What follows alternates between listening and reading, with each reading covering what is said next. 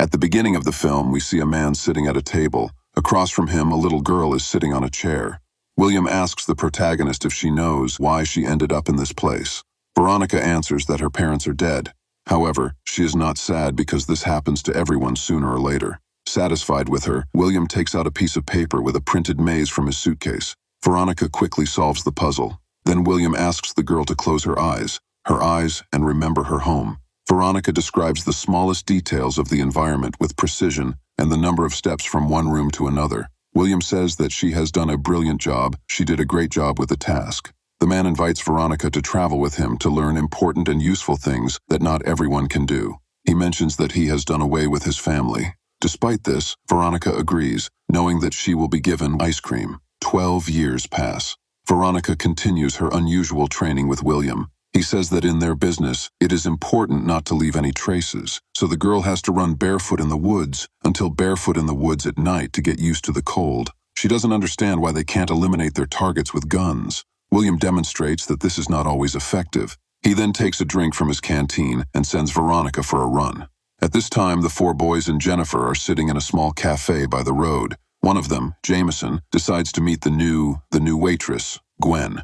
Shane explains that his friend is very fond of blondes. The evening comes. William continues to train the girl and says that the winner is always the one with the strongest spirit. He considers other parameters not so important. Veronica trains physically because her targets are often bigger and stronger than her, and they may also be armed.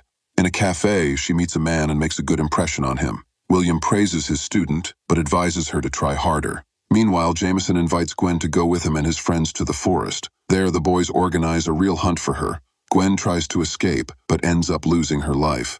At night, Veronica goes to bed with her teacher. She says that she likes it, but thinks they shouldn't do it. Later, the man decides to put Veronica to a serious test. He chains her up and injects her with a special drug. William warns her that she will have to face her greatest fears. In her nightmares, Veronica fights stronger opponents. She fails an important assignment, and her teacher punishes her for it. Back in reality, William asks the girl if he should punish her for failing. She asks him not to force her to answer this question. The man believes that after this test, Veronica is ready for the final task. In the evening, William drives the student to the cafe where Jameson's group is sitting. The man tells her that they have gotten rid of about 10 girls. When the guys leave, Veronica enters the cafe to reconnoiter the situation.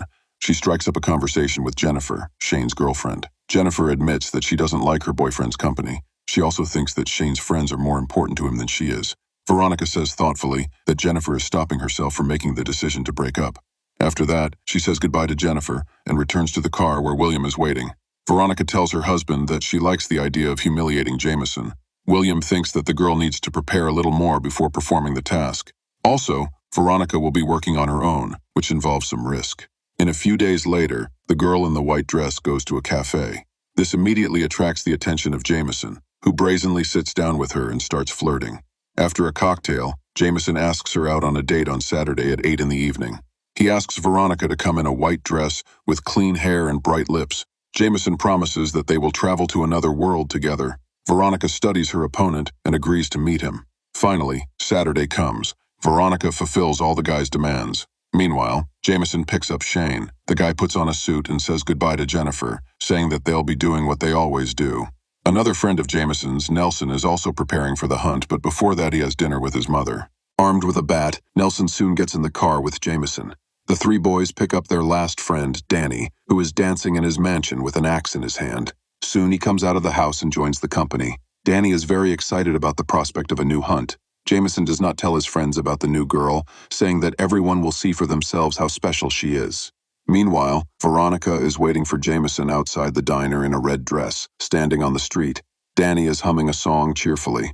When he sees Veronica, he immediately starts complimenting her and puts her in the car. Jameson asks him not to overdo it so as not to scare the girl.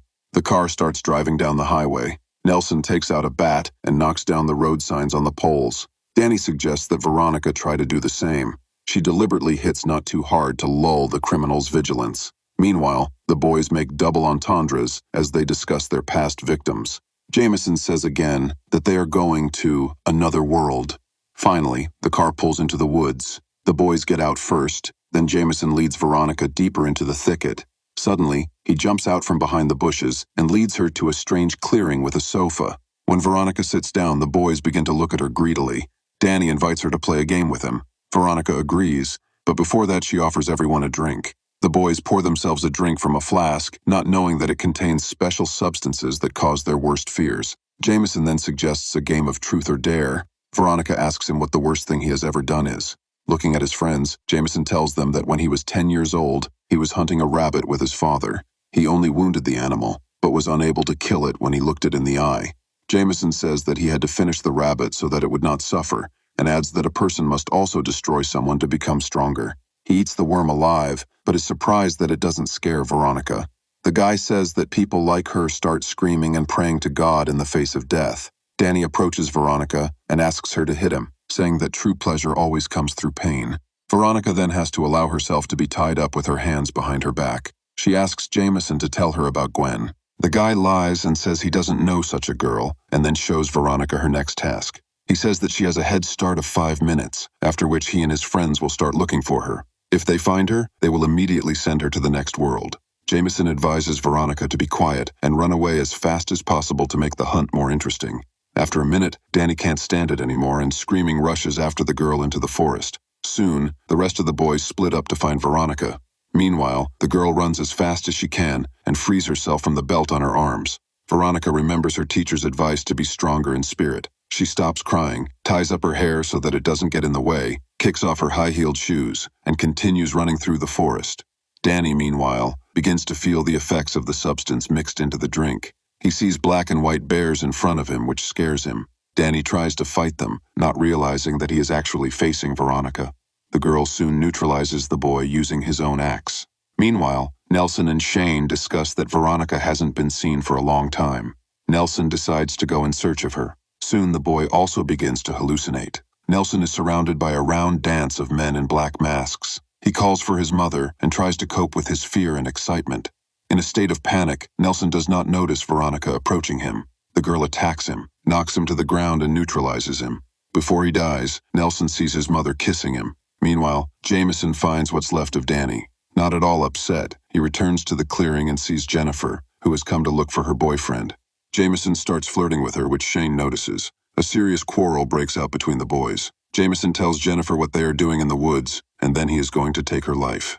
Shane defends his girlfriend and attacks his friend. He approaches Jennifer and tells her that he will always love her. However, after that, Shane starts strangling the girl. Veronica suddenly appears in her place. Everything that happened was just Shane's hallucination. Soon, Veronica neutralizes Shane and runs away to a small pond. Jameson finds her there, approaches the pond, and sees Veronica exhausted.